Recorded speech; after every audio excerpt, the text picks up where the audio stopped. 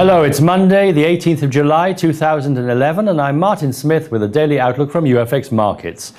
The dollar traded mixed against most of the major currencies after Moody's Investors Service and Standard & Poor's put the US under review for a credit downgrade.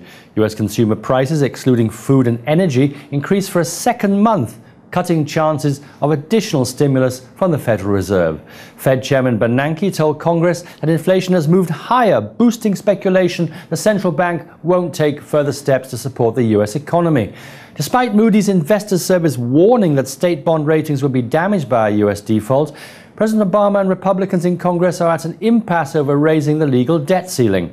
Unless it's lifted, the US will reach the limit of its borrowing authority and begin to default in August. Stock markets closed positive as the Dow rose by 0.34% and the Nasdaq gained 0.98%. Crude oil rose by 2% and closed at $97.60 a barrel. Gold rose to an all-time high and closed at $1,595 an ounce.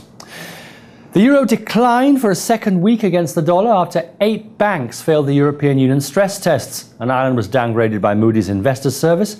Trading below resistance at 142.20 will keep the momentum negative for the pair. Overall, the euro-dollar traded with a low of 138.36 and a high of 142.81.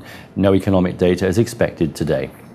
The pound fell against the greenback after the pair failed to break resistance at 161.60. The trend for the pair is still bearish if the pair maintains its resistance of 161.60. Overall, the pound-dollar traded with a low of 159.01 and a high of 161.91. No economic data is expected today.